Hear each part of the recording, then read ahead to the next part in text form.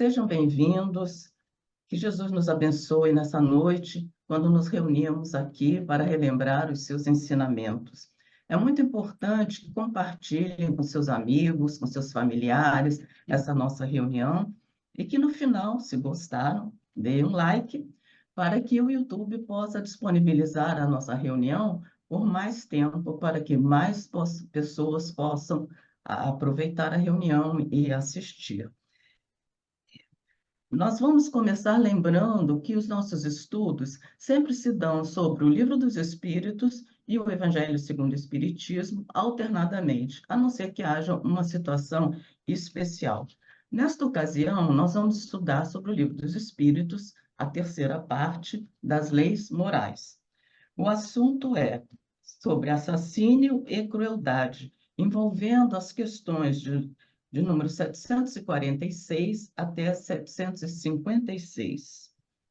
Nós vamos ter a alegria de receber hoje o nosso irmão de ideal espírita, Guilherme Kremer, que é diretor do abrigo Teresa de Jesus, no Maracanã, e também integrante do Centro Espírita Maria Angélica, no Recreio. Guilherme, suas saudações iniciais.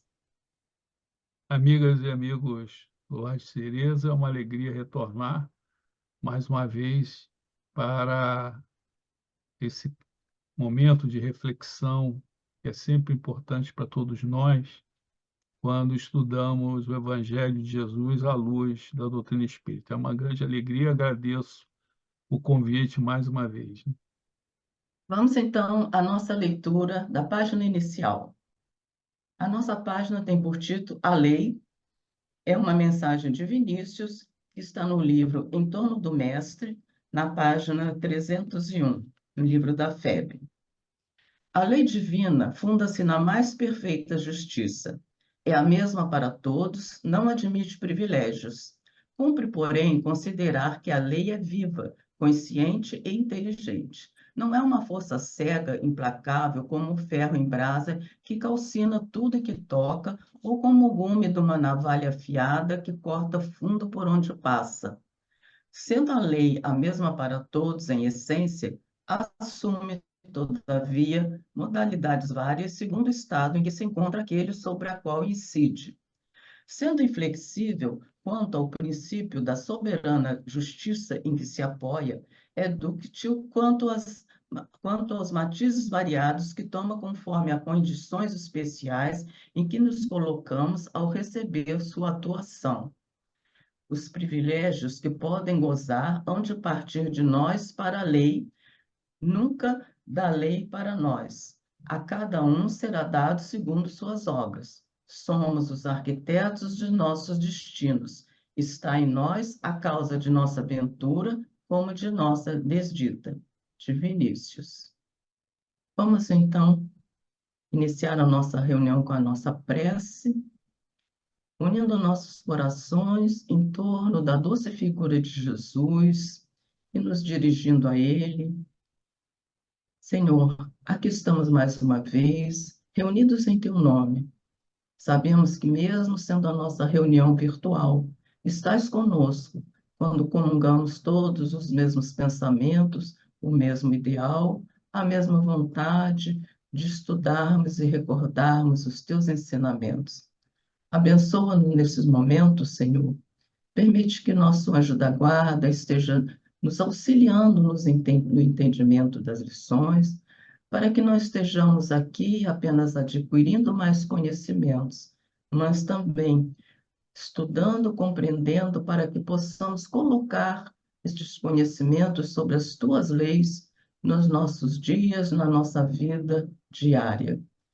Inspira, Senhor, o companheiro que aqui vem trazer e nos ajudar com as lições deste momento de estudo, e que todos nós, Senhor, possamos estar atentos. Abençoa-nos, envolve a todos nas melhores vibrações, e que assim possamos, então, iniciar a reunião desta hora, dando graças a Deus. Então, vamos receber com muito carinho, vamos ouvir com muita atenção o nosso expositor, Guilherme Kremer, que, como dissemos, vai nos falar sobre o Livro dos Espíritos, na terceira parte, Assassino e Crueldade, envolvendo as perguntas 746 a 756. Guilherme, a palavra é sua. Obrigado, Ana.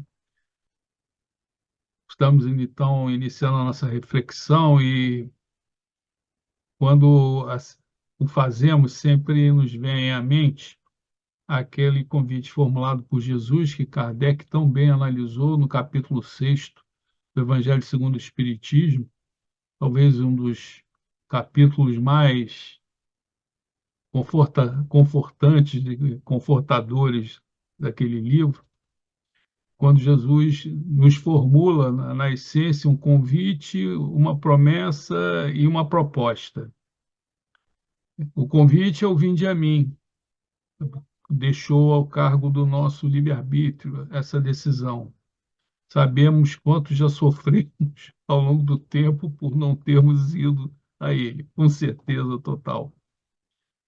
A segunda é a promessa, que eu aliviarei a todos que vierem, aqueles que estão sofrendo, aqueles que estão estressados, aqueles que estão deprimidos. É uma promessa. Claro que devemos entender esse alívio não como se fosse uma isenção das nossas expiações, das nossas provações, todos nós a temos, todos nós temos que levar nossas cruzes, o próprio Mestre levou a dele, mas é uma promessa, então ele sempre nos alivia. E aí nós podíamos refletir que alívio seria esse. Poderíamos considerar que incorporamos às nossas cruzes pesos adicionais, como, por exemplo, preocupações excessivas, reclamações, quer dizer, gastamos muita energia para levarmos aquilo que nos compete levar, que são nossas cruzes. E todos têm a sua cruz no tamanho certo, no peso certo. Sabemos que as nossas cruzes já são pensadas por si só, vítimas das nossas próprias falências e reencarnações anteriores.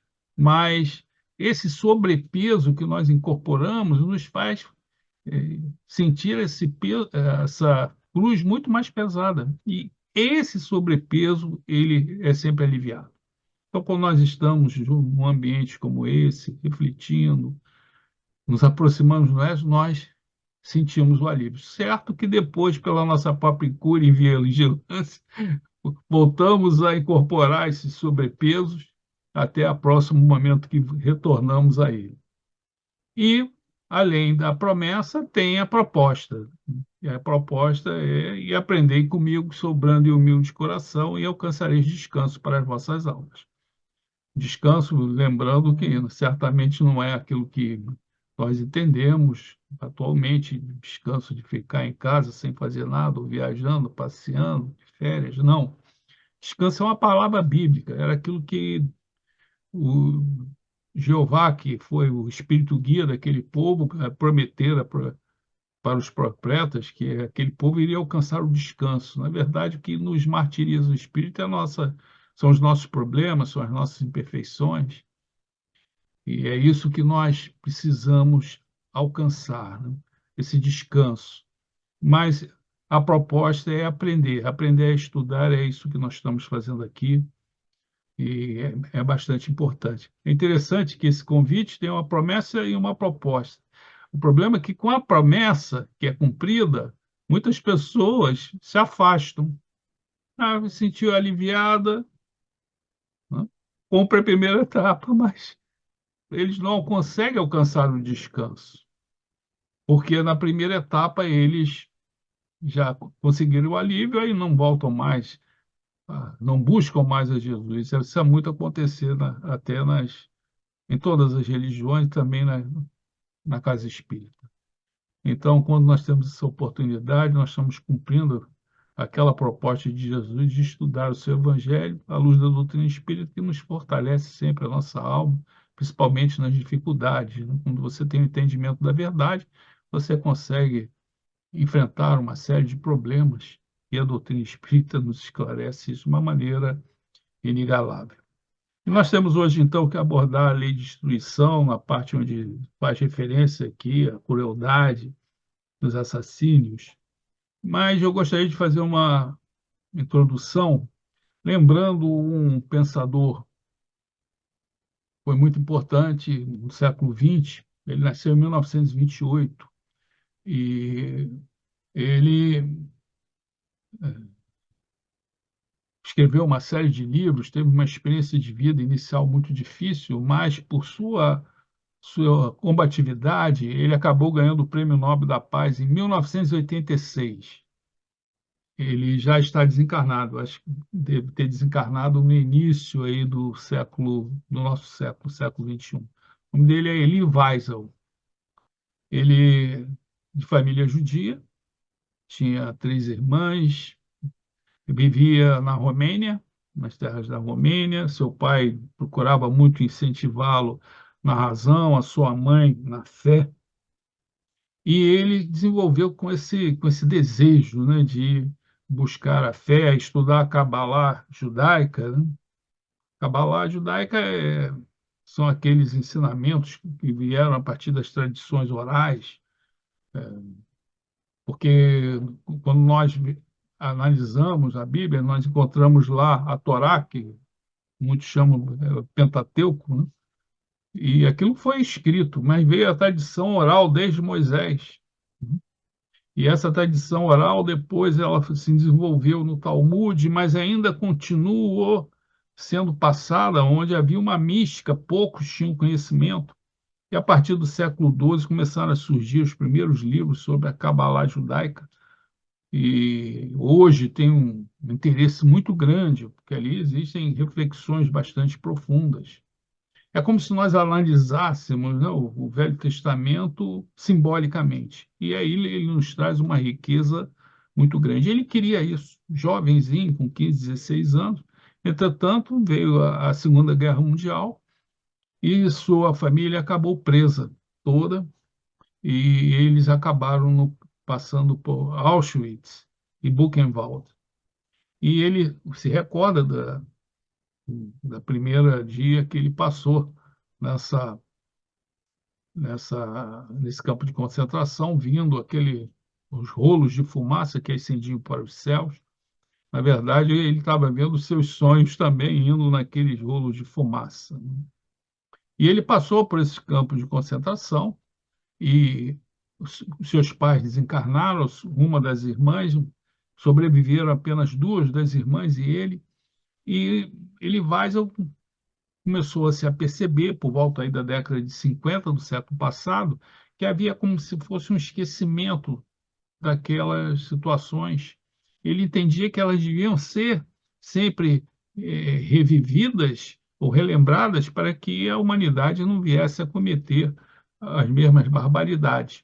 E por essa razão começou a escrever em 1957 sobre o tema, porque ele conseguiu sobreviver a um campo de concentração, tinha 15, 16 anos na época, e escreveu o livro À Noite, em 1957. A partir daí ele começou a escrever vários livros, não se interessando apenas as questões do Holocausto, mas também por aquelas outras comunidades que são preconceituadas e perseguidas, e por essa razão acabou ganhando o Prêmio Nobel da Paz em 1986.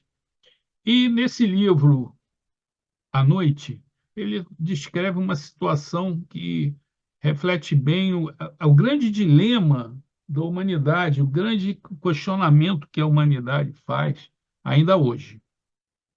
Ele colocou que, nesse livro, ele, com 15, 16 anos, ele se recorda que um dia fizeram, lá em Auschwitz, fizeram um atentado contra uma casa de força de energia.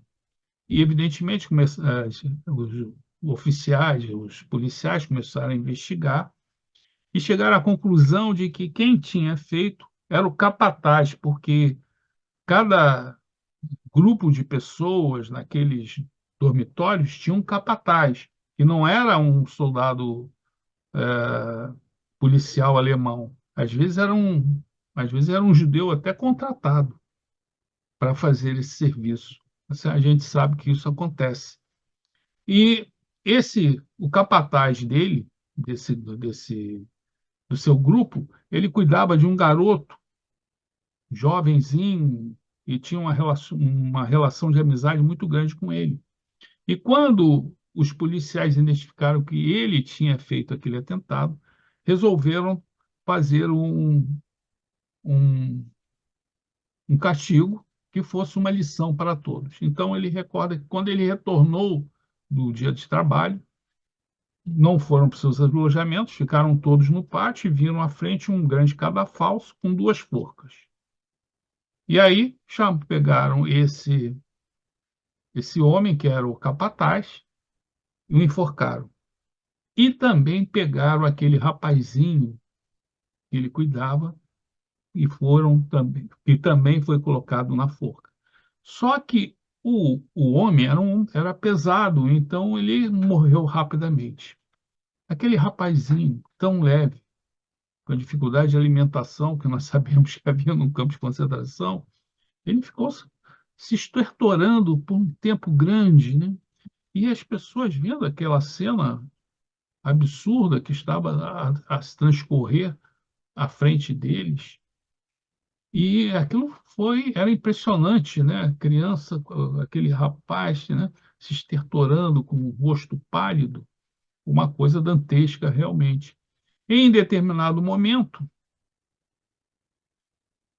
um religioso, um religioso que estava atrás dele, um rabino, entrou em desequilíbrio e começou a gritar: aonde está Deus?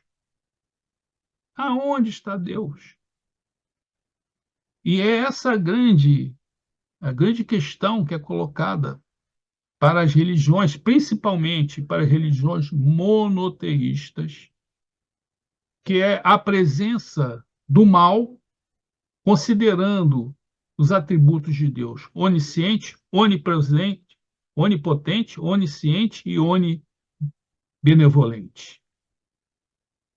Então, isso é muito impactante, né? E é sempre a questão. Essa questão ainda está atualíssima, porque essas outras pessoas que não acreditam nesse Deus monoteísta com esses atributos fazem essa questão: se ele é onisciente, ele pode tudo, por que que o mal existe? Essa questão ainda é preponderante. É preponderante. É a questão da existência do mal. Isso, evidentemente, se tornou muito mais intenso a partir do século XVII, século XVIII, quando surgiu o racionalismo iluminista, colocando a razão como a deusa, né? Foi até entronizada na Catedral de Notre-Dame, a deusa razão. E vem um acontecimento que é muito marcante no século XVIII, que mostra bem essa questão. Porque eu acho que em 1º de novembro de 1755 aconteceu um grande terremoto em Lisboa. Morreram milhares e milhares de criaturas. Aliás, foi um acidente muito grave, porque teve um terremoto, era um dia de festa, 1º de novembro, dia de Reis, enfim, estavam todo mundo nas igrejas, né, comemorando, e pela manhã, então, veio o terremoto. Depois do terremoto veio uma tsunami, e depois da tsunami veio um incêndio. Milhares e milhares de criaturas morreram. Reparem que aquilo que eu estou falando até está me levando também à situação que nós estamos enfrentando, principalmente nossos irmãos lá no Rio Grande do Sul, uma coisa parecida, né? O próprio rei de Portugal, que era Dom José, ele sobreviveu porque ele não estava em Lisboa, estava fazendo umas visitas.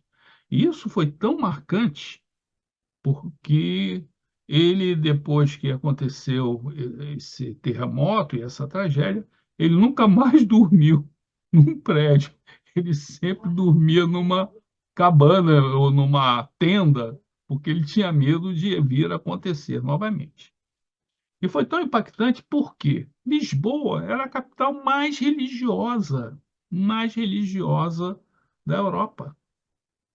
E aí, lá na França, Jean-Marie Arouet, que foi bem conhecido como Voltaire, o maior escritor do iluminismo racionalista, ele era muito crítico, né? Ele era, às vezes, bastante. Ele lutava muito para que a religião se afastasse da, da governança, né? Que se afastasse das coisas do mundo. Ele era muito crítico, bem sabemos, né? Diz até que quando ele estava morrendo, chegou um padre para fazer a extremunção, e aí o padre chegou, vem fazer a sua extremunção, vim em nome de Deus. Ele foi, me mostra as suas credenciais, você está vindo em nome de Deus, me mostre as suas credenciais. E aí ele fez um poema sobre o terremoto de Lisboa, lembrando até o que é conhecido como o trilema de Epicuro. Epicuro foi um filósofo, viveu aí por volta do ano 450, filósofo grego. Ele acreditava num Deus, mas não se interessava pelas criaturas. Teve um desenvolvimento das espécies assim, muito semelhante ao que viria depois no século XIX, né? Mas ele trouxe esse dilema, ou melhor, nem um dilema, é um trilema, é um paradoxo, tá? Que ele colocava o seguinte: se você tem dois atributos dos três, se você tem dois atributos de Deus, na presença do mal, o terceiro é sempre falso. Vejam, isso é no século XVIII. É, e mais, essas questões ainda estão vivas, muito vivas. O questionamento da presença de do mal com um Deus com todos esses atributos. Então vamos ver, só para dar o exemplo, essa questão desse famoso terremoto, depois com tsunami, incêndio, enfim. Deus é onisciente, ele sabia que ia acontecer. Se ele é onipotente, ele poderia interromper essa, essa, esse acidente. Mas ele não interrompeu. Então, ele não é onibenevolente. Quer dizer, esse é o trilema. Sempre que você pega dois atributos na presença do mal, o terceiro não é falso. Isso é tão impactante que, por exemplo, quem se debruçou em cima disso foi Santo Agostinho e outros. Se vocês entrarem aí no YouTube, vocês vão ouvir falar sobre esse trilema de Epicuro. Claro que Santo Agostinho nos dava uma visão, ele matava a situação logo pela raiz, né? Não, o mal não existe. O mal é como se fosse um buraco. Defina um buraco. Agora, o mal moral é decorrente do livre-arbítrio dos homens, né? Agora, a doutrina espírita, posteriormente, já no século XIX, ela iria trazer uma visão totalmente diferente, ou complementar em todos os aspectos. Em todos os aspectos nós podemos levantar. Então, quando nós abrimos as leis morais, que nada mais são do que a lei do amor, que passou por um espectro, como se fosse a luz branca, e Allan Kardec, como a luz branca se separa em várias tonalidades quando se passa por um espectro, a lei do amor, que é a grande lei, ele desdobrou essa lei nas leis morais, né, como nós encontramos nessa parte terceira, que é impressionante. Ele nos traz a lei da destruição. É uma lei natural, que não é para o mal, é justamente para o bem. Tudo se transforma. Até os planetas. O planeta Terra, um dia, os planetas, eles têm, claro, pode ter uma existência de bilhões e bilhões de anos, mas tem um momento que também serão destruídos. As suas partículas e elementos serão novamente aglutinados para a formação de novos planetas. Então, Allan Kardec nos facilita o entendimento da presença do mal na Terra, considerando um Deus bom. Deus não criou o mal. Mas aquilo que nós chamamos de mal não é um mal. é um bem para o progresso dos espíritos. Então, até aquele trilema de Epicuro seria resolvido. Foi resolvido por Santo Agostinho, estamos falando aí no século IV. Santo Agostinho viveu no século IV. E essa questão já era preponderante naquela época, e ainda é, gente, totalmente preponderante. É a questão da presença do mal com um Deus monoteísta, né?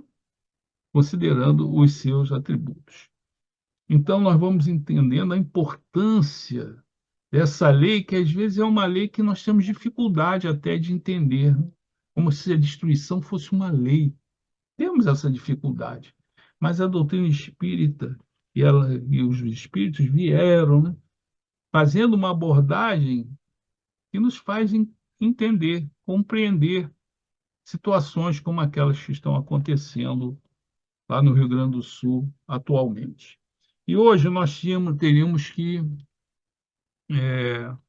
comentar sobre dois aspectos, né, dessa lei de destruição. São algumas perguntas, depois dessa introdução que eu fiz, procurando mostrar para vocês a importância dessa questão, que ainda está presente, sempre esteve presente, é grande questionamento se coloca quanto à a existência de Deus e a presença do mal. Ainda hoje é assim, só vocês entrarem aí no Amazon e vendo os livros, enfim, que existem sobre o tema. Então vamos ver. Kardec acabou falando sobre os homicídios nessa lei de destruição e também sobre a crueldade. Então vamos ver aqui algumas perguntas, né, que nós temos que estudar. E logo a primeira pergunta é 746, se o homicídio é um crime aos olhos de Deus. E a resposta, essa nós todos bem sabemos, né? Sim, é um grande crime, porque aquele que tira a vida do seu semelhante corta uma vida de expiação ou de missão, e aí está o mal. Mas eis eu li, que o Chico comentava, que o Emmanuel afirmou que certa vez, que se alguém que mata alguém soubesse o que ele teria que reparar depois, ele ia pedir a Deus que nascesse sem o braço. É aquela famosa passagem do Evangelho, né?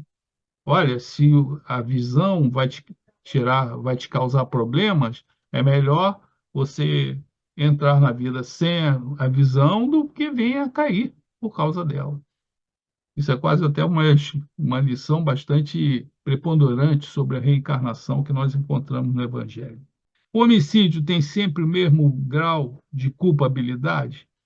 E já o dissemos, responderam os espíritos. Deus é justo, julga a intenção mais do que o fato. E nessa pergunta aqui eu me lembro sempre de um caso que eu li no livro Voltei, do irmão Jacó, da psicografia do Chico Xavier, que foi editado, acho, pela FEB, e lá tem um relato muito interessante, que o Dr. Bezerra eh, recolhe uma série de desencarnados, inclusive o irmão Jacó, que é o Frederico Figner, foi um grande empresário, ele foi diretor de portaria da FEB naquela época. As portarias eram algo bastante importante. Nos conventos, portaria era fundamental, tinha um diretor de portaria, e era ele. E ele é recolhido também. E esse grupo ascende, então, em direção a uma região equilibrada. E eles passam como se fosse por um grande viaduto, vamos assim dizer. E o doutor Bezerra pede para que todos entrassem em oração, porque ali embaixo existiam aqueles espíritos recalcitrantes, né, que estavam raivosos com a situação deles, e identificando que aqueles espíritos estavam indo para a região equilibrada. Pediu-lhes para que todos ficassem em prece. E aí, como eles começaram a atravessar, aqueles espíritos sofredores começaram a soltar impropérios, enfim, e eles foram, mas um desses recém-desencarnados entrou em desequilíbrio. E ele diante da manifestação daqueles espíritos inferiores, ele declarou: eu não tenho condições, eu não mereço ir para essa região equilibrada, porque eu matei uma pessoa. E aí foi o desequilíbrio total, né? Porque os outros, recém-desencarnados, também estavam se achando, talvez, né? A última bolacha do pacote, né? Estava ali com o doutor Bezerra, né? Mas como? Esse homem matou uma pessoa. E está junto a nós, junto com o diretor da FEB, gente. Tinha uma pessoa que matou alguém num grupo que estava um diretor da FEB. Aí houve aquele desequilíbrio, né? Pensaram até, será que também tem nepotismo no mundo espiritual desse parente do doutor Bezerra? E Bezerra teve que entrar com firmeza. Realmente, esse irmão cometeu um desatino. Provavelmente ele não devia ter um equilíbrio emocional, e nós sabemos que a raiva é uma emoção importante, às vezes é fundamental, mas ela tem que ser controlada. Ele provavelmente entrou num descontrole, cometeu essa, essa atrocidade, matou uma pessoa, mas ele caiu em si instantaneamente e trabalhou no bem 30 anos. Ele trabalhou no bem por 30 anos. Então, continuamente. Então, ao desencarnar, ele foi recebido por Bezerra de Menezes e foi encaminhado para uma região equilibrada. Aliás, é uma passagem que nos traz uma grande esperança, né? Porque a lei, Deus não quer a morte dos pecadores, né? Isso falava já Santo Agostinho. Deus quer que nos transformemos de pecadores para justos. Então, vem e explica bem esse comentário dos espíritos. Já dissemos, Deus é justo, julga a intenção mais do que o fato. Deus escusa o homicídio no caso de legítima defesa, só a necessidade o pode escusar. Mas se puder preservar a vida, sua vida, sem atingir a do seu agressor, deve-se fazê-lo. Aliás, poderíamos até recordar que no feriado aí de São Jorge, né? Era aquele santo guerreiro que morreu no ano 313. Ele não matou o dragão, isso aí é a história da Idade Média, né? Mas ele foi contemporâneo de outros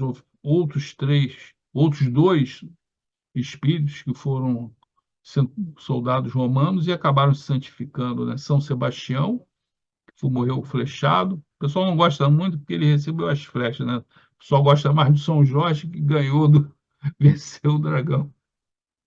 E São Maurício. São Maurício é um sacrifício bem diferente, porque ele era comandante da legião tebana, saiu lá do Egito, foi para a Suíça para combater, mas só que antes do combate, estamos falando aí o ano 286, antes do combate, as tropas tinham que render numa cerimônia propiciatória, louvar o imperador romano, que era considerado um rei, né? Um deus.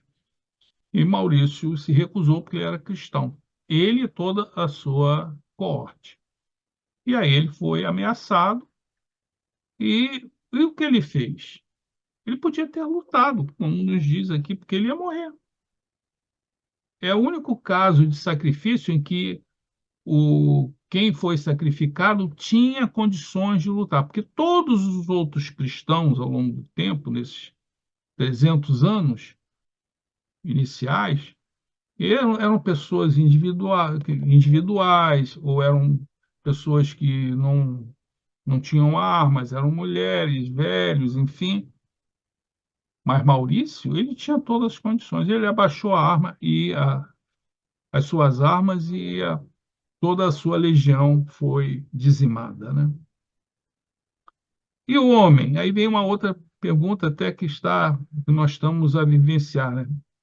Aquilo que nós sempre estamos a vivenciar, que são guerras, né? Hoje existem mais ou menos 30 lutas ou guerras no mundo, né? E normalmente a religião é o motivo de todas essas guerras, por incrível que pareça. Isso mostra como o nosso planeta ainda é um planeta de provas e expiações, né? O homem é culpável pelas mortes que comete durante a guerra? Não, quando ele é constrangido pela força. Mas ele é culpável pelas crueldades que comete e lhe será levada em conta sua humanidade. É interessante, até vou dar um caso que aconteceu comigo, eu estava numa reunião mediúnica na Cruzada, dos militares espíritos, às vezes eu participo lá e atendi um espírito muito sofredor, porque ele tinha sido aleijado na vida, sofreu problemas e era muito revoltado com isso. Desencarnou e continuava revoltado. E aí os espíritos mostraram para ele as causas daquela situação. É interessante que, quando foi mostrada a causa, ele, ele se viu numa situação de conflito e ele matou uma pessoa. Por isso é que ele estaria vindo nessa situação. Mas aí até eu mesmo fiquei me lembrando dessa pergunta do Livro dos Espíritos. E ele mesmo falou, mas eu tinha que matar, era a guerra. E aí veio o Espírito comentando, mas você é culpado pelas suas crueldades. E aí ele se lembrou que teve um soldado inimigo, que ele não precisava matar, o rapaz estava andando e ele foi e atirou nas costas desse soldado, que era inimigo dele. E aí, evidentemente, isso foi uma crueldade. Ele resgatou o seu problema de saúde, não porque matou, porque ele estava numa situação de guerra. Quem está na Ucrânia, que nasceu lá, coitado, estão envolvidos nessa situação. Mas você será culpado e responsabilizado pela crueldade. No tema da crueldade, Kardec pergunta: pode-se atribuir o sentimento de crueldade ao instinto de destruição? É o instinto de destruição no que tem de pior. Porque se a destruição algumas vezes é necessária, a crueldade não é jamais. Então, remontamos até aquele caso que eu coloquei aqui, daquele espírito que não. Que ele até colocou esse argumento: eu matei, mas não estava em uma guerra. Mas você matou de forma cruel uma pessoa que não precisava ter sido morta, né? E aí ele acabou sendo recebendo essa imputação por isso. Ela é sempre resultado de uma natureza má. E aí Kardec começou a falar algumas perguntas, né? Como se explica que a crueldade é o caráter dominante dos povos primitivos? E a resposta dos espíritos: entre os povos primitivos, como os chamas, a matéria domina sobre o espírito. Eles se abandonam aos instintos animais. Claro que esses instintos vêm dessa fieira, né? Nós ainda temos o princípio inteligente elaborou suas formas no reino animal.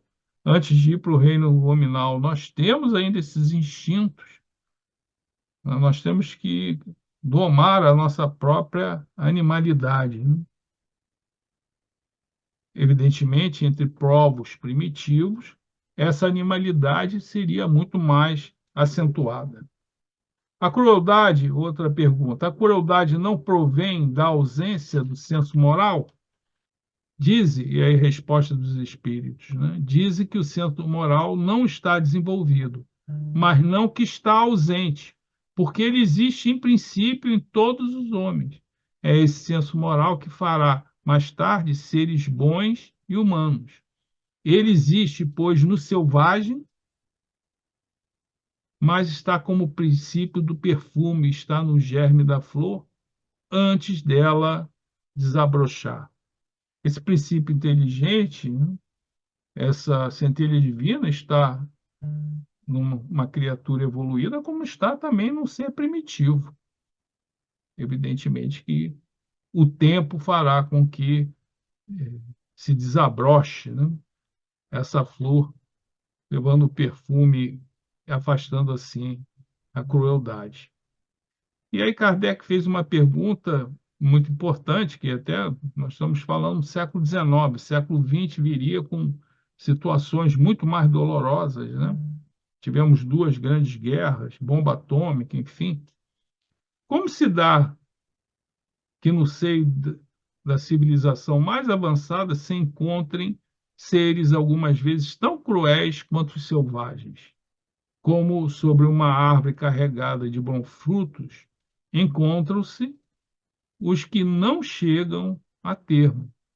São, se o queres, selvagens que não têm da civilização senão a veste, lobos perdidos no meio das ovelhas. Espíritos de uma ordem inferior e muito atrasados podem se reencarnar entre os homens avançados, na esperança de eles mesmos avançarem. Mas se a prova é muito pesada, a natureza primitiva os domina. E aí vem a última pergunta: se a sociedade dos homens de bem estará um dia livre dos seres malfazejos? E aí a resposta é sim, né? A humanidade progride. Nós mesmos estamos numa transição planetária, a caminho aí de uma situação de regeneração. Aqueles seres que estão criando obstáculos terão que ser removidos para um outro planeta para que o progresso da sociedade humana aqui na Terra possa progredir. Mas claro que esses que são malfazejos, enfim, serão degradados num planeta primitivo, eles também terão a oportunidade de dar desenvolvimento da sua evolução, como aconteceu com a Terra, quando recebeu aqueles espíritos oriundos de Capela e reencarnaram junto a- às civilizações na Índia, no Egito, enfim, trazendo progresso. Mas saíram de um planeta mais que estaria num momento de transição igual ao que nós vivemos hoje aqui na Terra. Então, são essas as reflexões. Eu agradeço. Eu não espero não ter avançado muito. Agradeço muito o convite e que todos possam ficar em muita paz. Nós agradecemos a você, Guilherme, por ter aceitado tão prontamente o nosso convite, por estar aqui conosco nessa noite, nos trazendo esse tema, muitas vezes tão difícil para nós entendermos, difícil às vezes até de falarmos, apesar de convivermos, infelizmente, dia a dia com assassinato, com crueldade, não só nas guerras. Vemos nas nossas cidades também. Então, É, é da máxima importância termos esse esclarecimento que você nos trouxe brilhantemente e agradecemos muito. Queremos obrigado. agradecer também a todos vocês que nos assistem, que prestigiam as nossas reuniões. Pedir novamente que não esqueçam de dar o like, se gostaram, para que o YouTube possa manter por mais tempo as nossas reuniões e assim chegar a mais pessoas. E também convidamos a todos para o nosso próximo estudo, na próxima segunda-feira, neste mesmo horário. E vamos então agora encerrar a nossa reunião com a prece final, nos dirigindo novamente ao nosso Mestre Jesus e dizendo a Ele: Senhor, temos nesse momento o coração cheio de gratidão por mais esta oportunidade de aqui estarmos, oportunidade que nos dá esta casa, o Lar de Teresa, de estudarmos um pouco mais. Aqui, Senhor, neste momento, nos foram trazidas explicações tão importantes sobre sistemas que às vezes nos assustam, que, como disse o nosso companheiro, às vezes nos faz perguntar onde está Deus. Mas com o esclarecimento que a doutrina espírita nos traz e com a ajuda desses irmãos de ideal espírita, que já tendo estudado um pouco mais que alguns de nós, vem trazer essa colaboração tão importante. Pedimos assim, Senhor, que nos abençoe, que abençoe a toda a nossa terra, que passa por esses momentos tão difíceis, que o teu conforto possa chegar junto àqueles que perdem os seus bens materiais e, mais que isso, os seus afetos queridos nestes momentos difíceis, de guerra, de enchentes, mas que nós sabemos que tudo isso está dentro das suas leis. Leis de destruição que trazem a seguir a lei do progresso. Abençoa todos nós, Senhor. Fica conosco e que assim possamos encerrar esta reunião em teu nome, em nome dos benfeitores amigos e, sobretudo, em nome de Deus. Graças a Deus.